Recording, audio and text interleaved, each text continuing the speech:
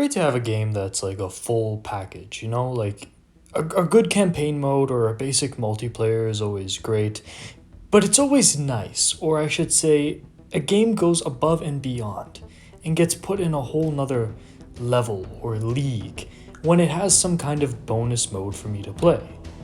And this doesn't necessarily mean that the game needs to go full Metal Gear Solid 2 and have all those VR modes and crazy amounts of extra content like that, but there is something special and something to be said for games that just kind of give us that little bit extra. I think a good example of this little bit of extra would be Horde modes in video games. Now, all of us have played a game that has a Horde mode. It's a very simple kind of setup. It's just the game's most basic premise. It's just its sandbox in a blank space, no gimmicks, no tricks. It's just another way for you to interact with the game at its core. So I figured, you know what, let's give Horde mode some love and talk about some Horde modes that do things really well. And I'll even walk you through how I came into contact with this style of bonus features.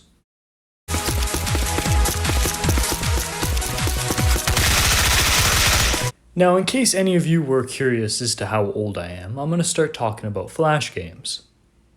Specifically, there's one Flash game that you could find on stickpage.com called Weapon Fire. This was a platformer/shooter where you would have to jump around this map, this 2D map as a stick person, and kill a whole assortment of enemies. Whole bunch of different weapons, whole bunch of different enemies, from basic zombies to guys that would actually shoot at you, to knights, to these weird kind of crazy feral stickmen. Now I'm gonna be honest with you, I never really liked this game. Like the base mode where you actually go through the world and the level and have to navigate and all this shit. I found it frustrating and really difficult to deal with certain enemies in certain places, and I just would ignore this. Luckily, there was another feature in Weapon Fire that made me continue playing.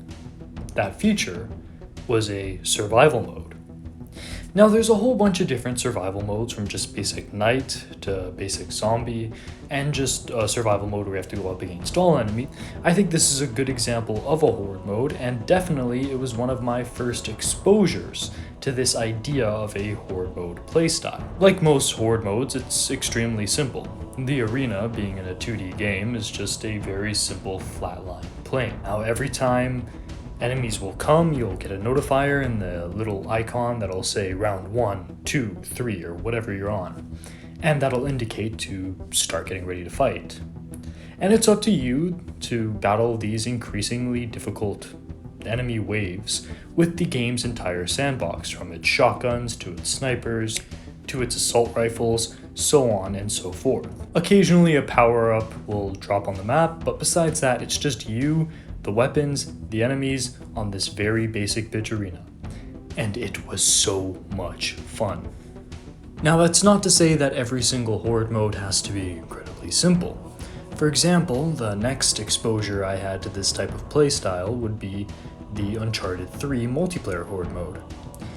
Now, I grew up in a household where, when I was younger, my parents didn't want to buy anything that said M on the box, so naturally, Uncharted was a big mainstay in the house.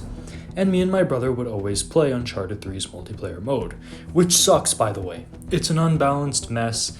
A lot of it is just against your favor, and it's just very bare bones and annoying. Enemies are bullet spongy. It's not fun.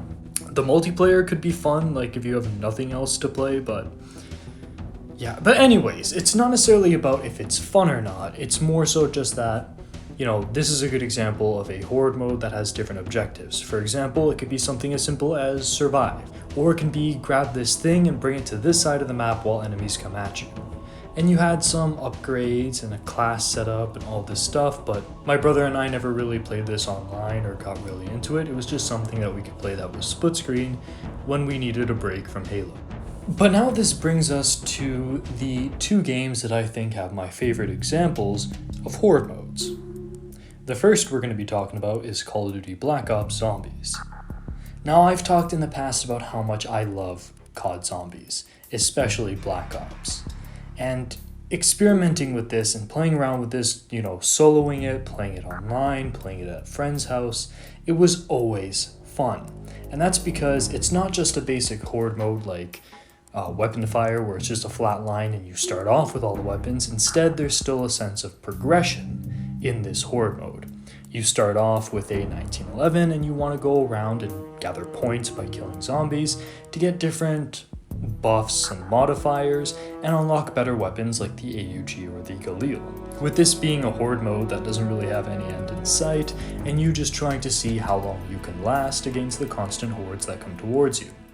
Similar to weapon fire, you have all these different rounds that indicate the difficulty and amount of enemies that are going to be coming your way, but all of these extra little arcadey features and all these maps that built these whole different arenas for the zombies strategies. And this is great because it shows that a horde mode can be fun even if it's incredibly simple like weapon fire, or if it has entire maps and playstyles added into the mode to buff it up and make it more complicated, but still just as fun. And this brings us to the second game that I want to bring up.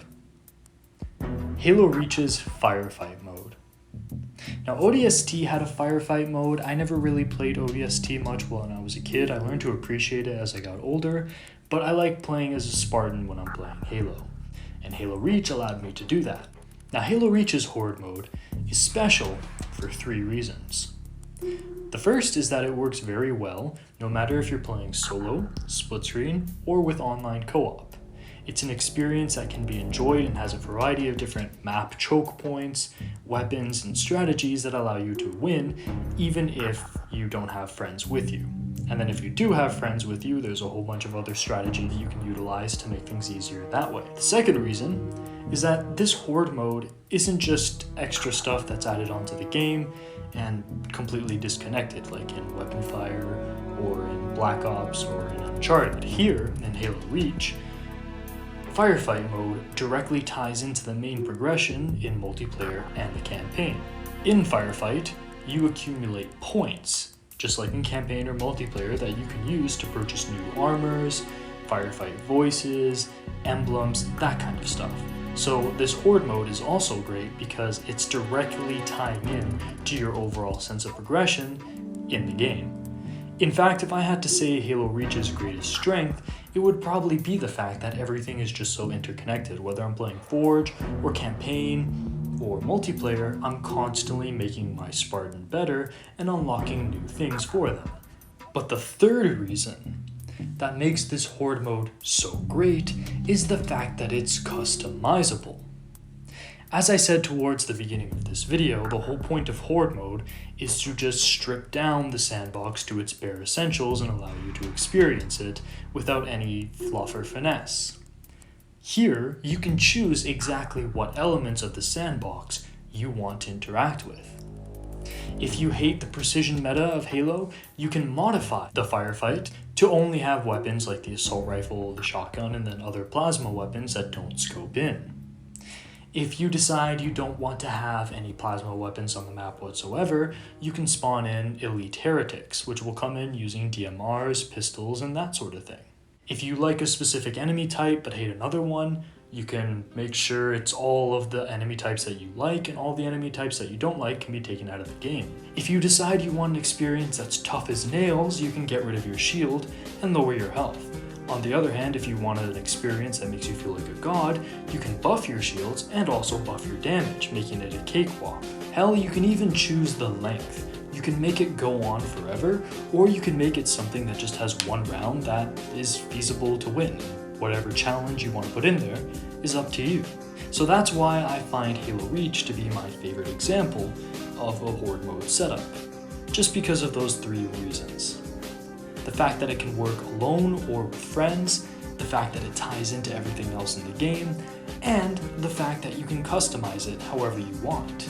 But coming back now to the main idea of the video to conclude this, Horde modes are great. And there's a lot of times where they can just be tacked on and, they can really feel kind of cheap. But I want to distinguish the idea of a cheap Horde mode and a Horde mode that's just really basic. Because you can have Horde modes in games that are super simple. Again, weapon fire. You can't get simpler than this. But if your Horde mode captures all the things about your game that are great and just simplifies it down, you don't really need to have as much fluff or finesse as Black Ops or Halo Reach. Horde modes can be fun just by the fact that they're just mindless Horde modes. They can be mindless, they can be intricate. It's always going to be fun as long as it captures the spirit of the main game. Games that kind of, divorce themselves from that and make something that's just boring or repetitive, or it's a game that wasn't really built for that. Like, there's certain games that shouldn't have Horde modes. If you remember, I made a video talking about how every game should have a map editor. I stand by that, but not every game should have a Horde mode.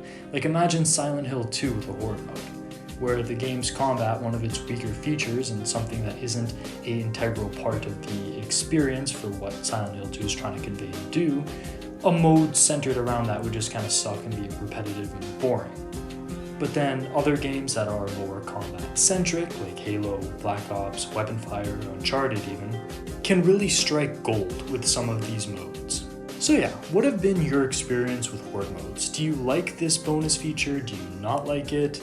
Do you think more games should have it? Do you disagree with me that games that aren't even really combat-centric could benefit from having this? Let me know what you think down below. This has been Pliskin, over and out.